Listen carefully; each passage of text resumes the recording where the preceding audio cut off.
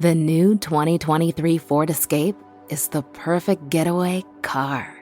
Featuring an available 13.1-inch center stack screen, 360-degree camera, and Bang & Olufsen sound system and spatial flexibility for extra legroom.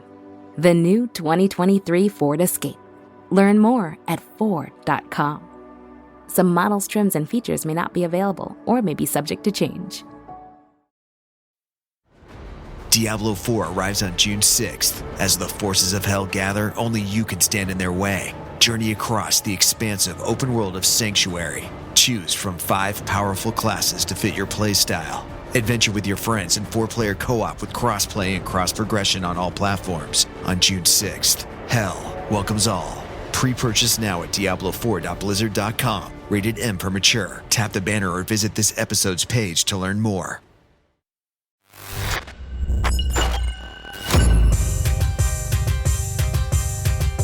Hey, what's going on? It is the ManFUzed Podcast. Kay Lee here, audio producer, voice artist, your host, and my real estate broker co-host, Ben H. in the house. Hey, if you've gotten to a point in your life where you're looking at your life and going, I think I should be further along, and maybe you're frustrated by the barriers that are in your way. So hopefully you'll be able to take some information from this conversation and apply it in your own life, or seek out the mentors you need to help you take your business and personal life to the next level. We got a couple guests in studio, Keri Ford, Jake Kauffman. You guys are both transformation coaches. Yeah. Welcome. Thank you. I got questions, okay? I really do have questions because... I was about to say, the way that you said you guys are transformation coaches. Yeah, well, it's the more... upswing and the question mark? Yeah, I know.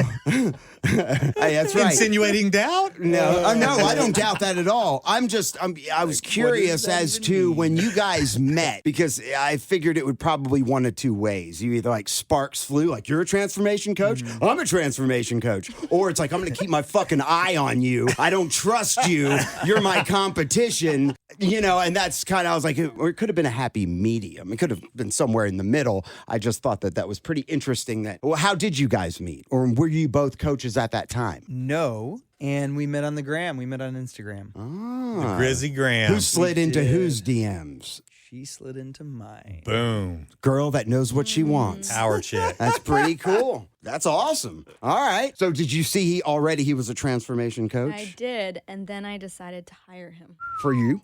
Yes.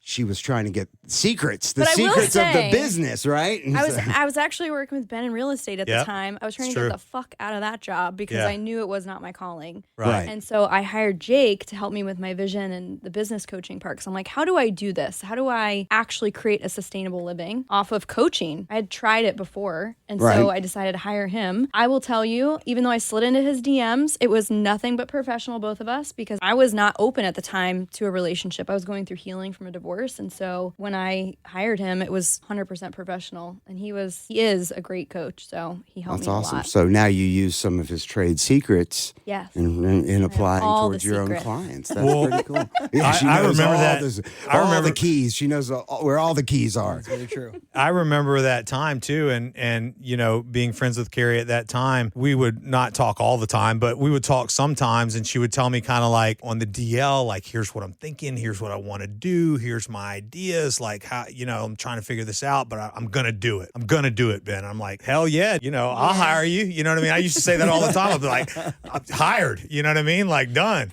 And then when you did it, this powerful move, you were just like, all right, it's time. I do love that. Like when someone tells you they're going to do something, you know, and not something stupid, but like they're going to like move in a completely different direction with their life. You know, they're going to basically burn their boat and learn to swim in a sense, you know, and I'm not sure if it was exactly it was that. Right. Yeah. Absolutely. And so, but that's when sharks are swords. And for me personally, I remember that happening a couple pivotal points in my life where I set out to do something and everyone around me is like, you're fucking stupid. You ain't going to get that done. And then, That's just because they don't believe in themselves. Right. But it's powerful when somebody tells you that. And right, then, Jake? in a short time, they achieve it. You're like, that person's moving. Yeah, for sure. And so... And I want to add this too. So to see what you've done, watching from a distance on Instagram and all the marketing that you do, the women's lives that you're affecting and the retreats and just all of this beautiful somatic work that you're doing, right? Because you're focused on the somatic, which is the body, correct? Yeah. Not the brain, but the body. Correct. And it's just been incredible. I mean, it's just been unbelievable to see. And I guess it's been 5 years. 4 years. 4 years? 2019. Okay. Yeah. I was in the courtyard of where we used to work on the phone with him, and I was like, I just quit. I just walked out. And so 4 You years. did what? And she's crushing it. That's awesome. Elevate with Keri. Well, yeah. So let me Destroying read it. off some of her stats. And, you should be able to be proud because she's a kind of a product of, hey, this is one of my projects. She's a helped her walking grow. testimonial. Yeah, absolutely. That is true. So Keri Ford is the CEO Until and they fell in founder. love. I'm going to repeat that, Ben. You're interrupting her intro of all of her stats, which is going to make us feel stupid because she's got so many stats. Keri Ford is CEO and founder of Elevate with Keri, an elite transformational coaching movement, luxury brand dedicated to serving and elevating women's emotional intelligence and whole body high performance. When I said that to Cassie, who just left, that you were going to be in here, I don't know that she had heard of you yet. And if she had, she's probably just not putting it together. But when I told her you were elevating women's emotional intelligence, Cassie's all for that. And she's like, oh, hell, I want to listen to that. So, Hell yeah, Cassie. If you're listening, let's get in touch. I was on your website and there's so much to your website. I was like, holy shit, there's so much content on here. Your website is amazing. It's and massive. I didn't sign up for anything. I didn't know if it necessarily applied. I was a little forward it nervous. to your wife. Jake would be your coach because he works with men. Right. You guys both had awesome sites, but Keri, yours was very complex. Like you had just so much stuff from meditating. It's pretty impressive. Thank you. You should be proud for sure. Thank you. Now, Jake, you mentor coaches more than people, or is it a combination of both? Because when I was on your website, I saw there was a lot of stuff geared towards coaching, coaches. Admittedly, my website does need updating. He was busy writing a book. I might know a guy. Right. I'm just playing. So, as we all do. Yeah, right. But the work that I've been doing lately over the past few years has transitioned away from working with coaches specifically. That's kind of how I broke into the online space to begin with, was supporting other online coaches and consultants in growing and scaling their businesses through organic online marketing and sales strategy. In addition to incorporating personal development, because business strategy without personal development will always be incomplete and insufficient, because absolutely, as I like to say to my clients, people don't have business problems, they just have personal problems that show up in their business. But the work that I've been doing lately with men has very much been focused on the interpersonal work that is inherently necessary for us to succeed in every area of life and thrive in every area of life. Yeah, absolutely. So my website is probably not the most accurate representation of what I do. That's all Ben sent me. It's all I had. Yeah, no, that's fair. That's fair. That's what hooked me in, though. But not to cut you off, but there was something on your website when, in terms of this book, that I was captivated by. It was not only a brilliant piece of marketing, but it was real. It was vulnerable, and I don't know. It just said volumes about you, your own personal development, and your ability to really be that vulnerable. And so your book, it's a story of how you were sexually abused, and then the person who did this abuse to you, you were basically reading a message from that person to you. So I don't ever actually talk about that in the book, okay, I believe. But this was the video that I was just captivated by. Correct. You didn't even need to talk about it in the book. I'm by the book. Sure. Anyway, just because it was so real. I appreciate that. And it was sad, and it was, it pulled strings, and I just thought, thank you for hats off to you, sir. Thank you very much. I appreciate that feedback. So the book kind of starts off with, in roughly, I would have been 27, 28 at the time. So this would have been 2012, 2013. I acknowledged an experience that I went through growing up as sexual abuse in work with a therapist. Ooh. Right. And so this kind of sent me down this path of personal development, because the moment I acknowledged it, then I was forced to confront it. And so several years later, so this would have been early 2019 at this point. So I've gone through years of counseling, therapy, personal development work to really heal from that experience and undo how that experience showed up in my behavior. Right, of course. Because it's going to shape you. Correct. And the results that I created in my life as a result, in career, in relationship, et cetera, et cetera. And when I shared my story on social media, my nervous system just collapsed. And I suffered from what is clinically referred to as an acute nervous system breakdown. Okay. A panic attack on steroids is probably the best way to think about it. The amount of connection that posting my story on social media created, because as you can probably imagine, I started getting tons of comments, messages, text messages, DM messages from people. Some you knew, some you didn't. Strangers, coworkers, clients, family, friends, you name it. Some people who knew about what had happened and were acknowledging me for it. Some people who I didn't even know who were sharing that they had been through something similar. Right. And that's where you really start affecting other people. Totally. Again, this was not my intention to get attention from other people, but it was to simply inspire them to step into their own healing journey, because throughout my time as a coach, because I had started my coaching business a year or two prior to this. Mm-hmm. So in my work with my clients, I realized, wow, so many people have been through what I've been through. I'm not unique in this regard whatsoever. It's just that so few people have actually shared it with someone else. Well, right. And they haven't done anything about it. Yeah. And I think it would be just like, this whole Me Too movement that was sparked a few years ago. I mean, how many women have, been victim to, being preyed upon by someone in a higher position than them. Yeah. And then all of a sudden, some people stepped out and they're like, well, fuck, me too. Right. It's very similar. Like, because I get it. You don't want to step forward. You don't want that attention, typically. So let me ask you another question. How did you get over? Did you go to another therapist? I did. So how hard was it to be able to trust? You pay, I don't know if it was your family that sent you to this therapist or if you were flipping the bill, but you paid for a therapist to help you, and you don't expect to get scarred and experience trauma by them. Totally. They don't help you get through the trauma. Yeah, right. Because as a 12 or 13-year-old, as a young adolescent, I didn't know what to do with that experience. Of course not. And so I did what pretty much anyone would do. Stuff it down. Mm-hmm. Suppress. It didn't happen. Yep. Yeah. Suppress and repress it. Mm-hmm. But that, of course, didn't make that experience go away, nor did it undo the damage that it created. Right. And so it wasn't until 15 years later, when I finally acknowledged it for what it was, I was forced to confront the emotions that I had been unconsciously working so hard to avoid all those years. Right. So that in and of itself, while it was relieving to acknowledge it for what it was also very terrible at the same time, because all of these emotions that I had been working so hard to avoid came back. And all of a sudden I'm tapping into a well of pain that I didn't even know was there. Even worse than you probably could have imagined. 100%, because there was an array of different emotions, because whenever we experience trauma is very multifaceted. There's what was leading up to the trauma itself. Mm-hmm. There was the trauma itself. There was what was going on around you when that incident happened. And then there's, of course, what happened after the fact. Post. And so there's all these different facets and layers to trauma, the people involved, how it was handled after the fact, if it was handled at all, that go into having us form these different personality traits that are quite literally in response to pain. Right. And moving forward into the future in response to preventing pain. Right. And that's where I found myself realizing that, as a 27, 28-year-old, who I had become was in so many ways in response to pain or to prevent this pain from happening again.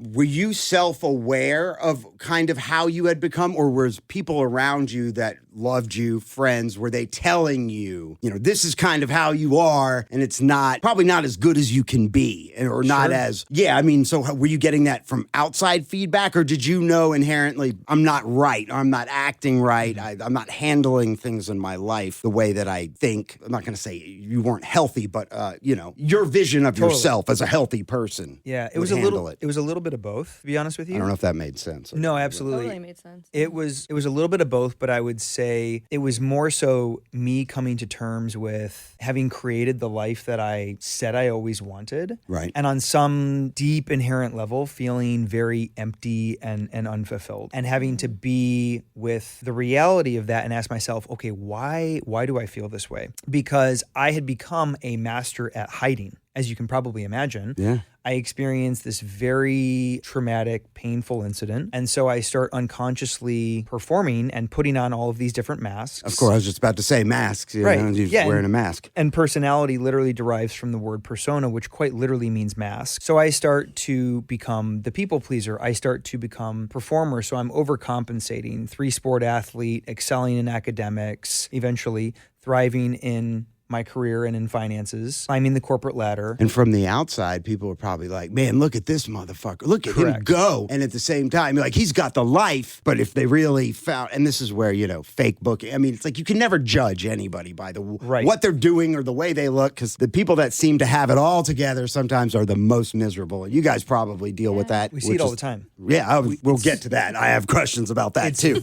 It's way more common than you think. But yeah, all of that was an adaptation or an overcompensation to avoid dealing with pain. All of these personality traits or characteristics that led me to be successful were just compensating strategies that allowed me to act as if, from the outside looking in, I've got it all together, as you mentioned. Right. And so it wasn't until I was like, okay, I did all of these things, I accomplished all these things. Why do I feel empty and unhappy and unfulfilled? What is this internal tension that I'm experiencing as a result of what I've been through in my life? Because again, I had accomplished everything that I had pretty much set out to accomplish in terms of my career, and still found myself wanting and still found myself feeling empty. And so I was forced to take a peek underneath the hood, if you will, and do some reflection. I hate that. Right.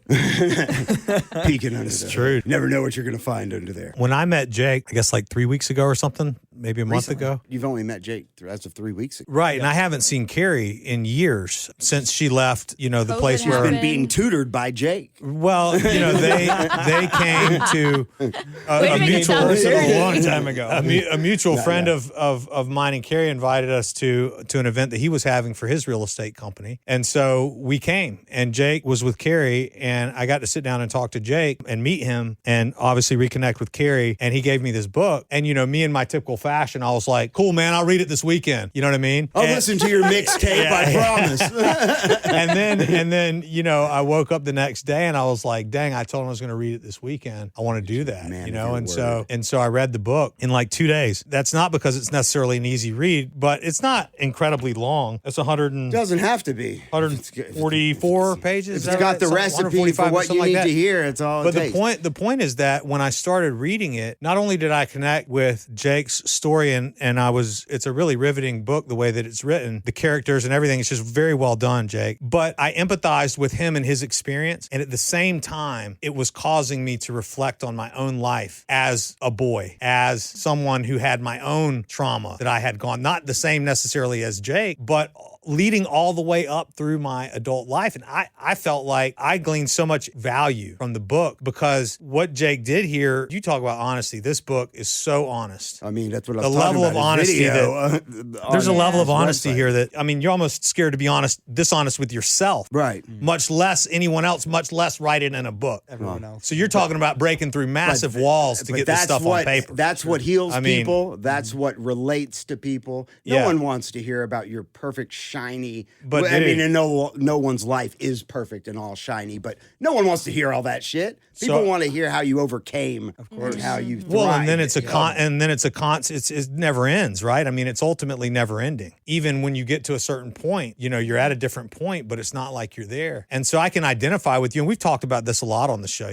I battle with a lot of different mental health issues and different things, and I'm one of those guys that from the outside looking in, it's unbelievable. I live a great life. I have a beautiful beautiful family. I mean, I've done it all by design, you know, and I've accomplished a lot of great things. But this brought up a lot of things for me that I've been working through. And I think I'm a better person because I read this book.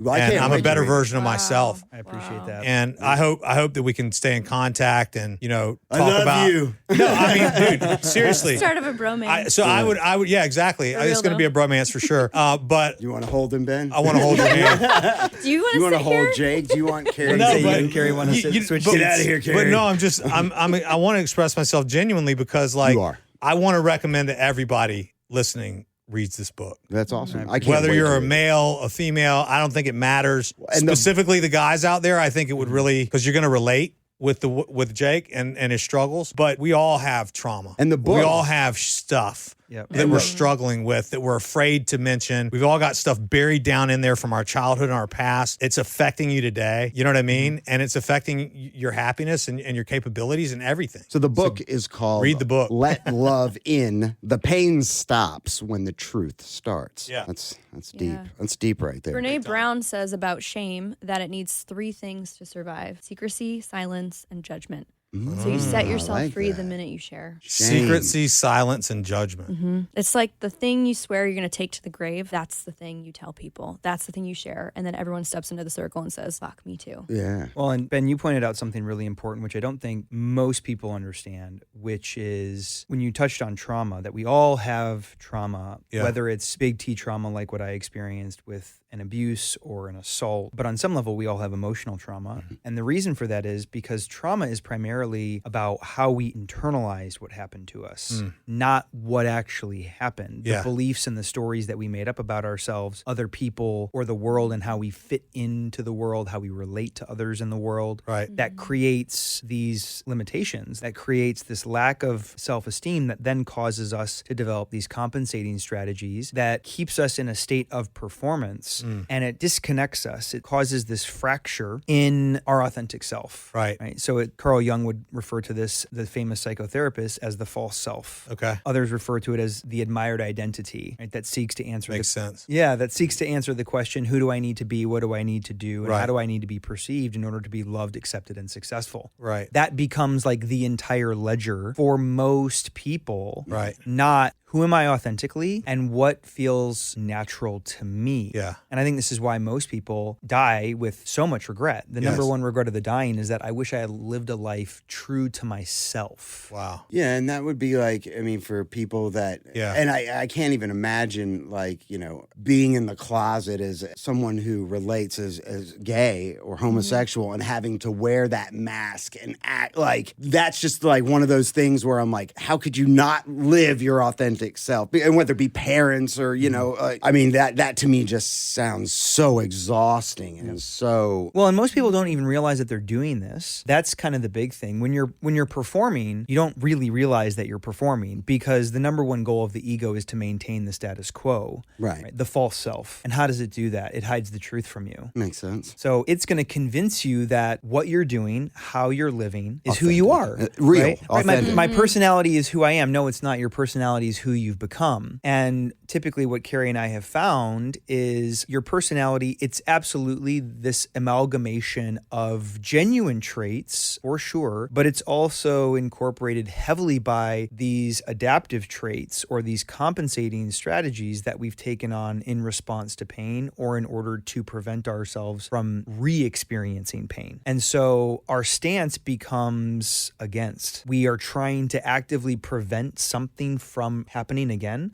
So we've experienced a challenging cycle, and now the majority of our energy is focused on not repeating that challenging cycle. Of course. But most of this is unconscious, like I mentioned, just like it was for me, where I didn't realize that I was taking on all of these different masks in an attempt to appear successful and like I had it all together, so that you can't hurt me again, so that I can't be taken advantage of or abused again. But that's what was going on. And so most people don't even realize they're doing this. What they do realize, though, is, okay, I have this beautiful life. I've accomplished a lot. At least this is what Keri and I find with the majority of our clients. Why do I feel anxious? Why do I struggle to slow down? Why can't I be present? Why can't I increase the level of connection and intimacy in my relationship with my significant other? It's a good question.